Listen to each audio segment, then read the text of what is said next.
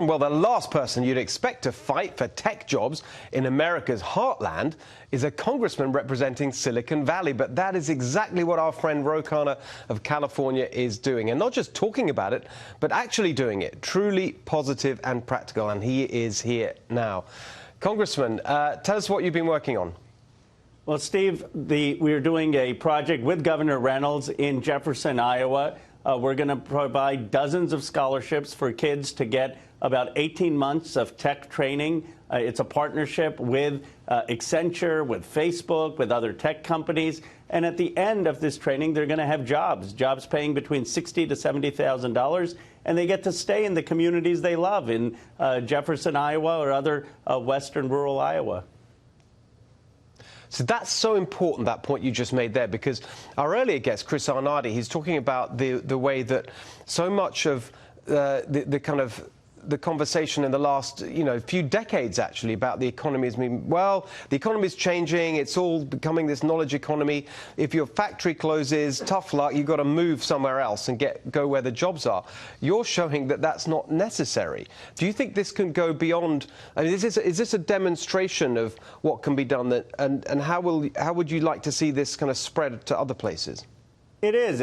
I call it a ripple in a pond. There's no reason that we need 200,000 tech jobs outsourced to places like China or Brazil. We could be doing that in the heartland. And the reality is, Steve, that most people don't want to move. They love the community. They're concerned that their churches are dwindling, that their kids are having to leave. What we need to do is allow them to preserve their way of life and bring these jobs here. And there are cost advantages to have these jobs, not just located in the Bay Area. And the talent is everywhere. So if we are deliberate, we can make this work. So this particular project, it seems to me, has really been, you've driven it, Governor Reynolds has been involved, that kind of personal involvement. What are some of the policy levers or policy changes that you'd look at to try and, if you like, institutionalize this, to make it a part of the economy moving forward? A few things. I think we need high-speed, affordable broadband everywhere. We can do that for $40 billion. That can be a bipartisan initiative. Second, we ought to have tax incentives to hire workers in these communities.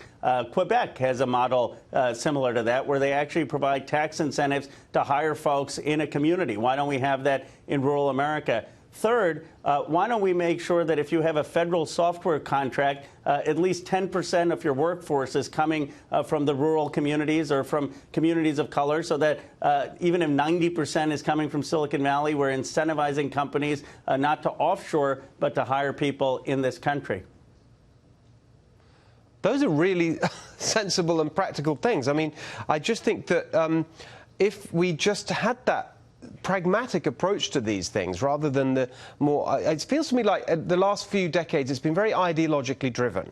Like we got this laissez-faire dogma that has driven a lot of policy, and you're saying, and I think this is what's the interesting alliance, left and right here, saying, no, let's focus on the worker and do things that really make a difference.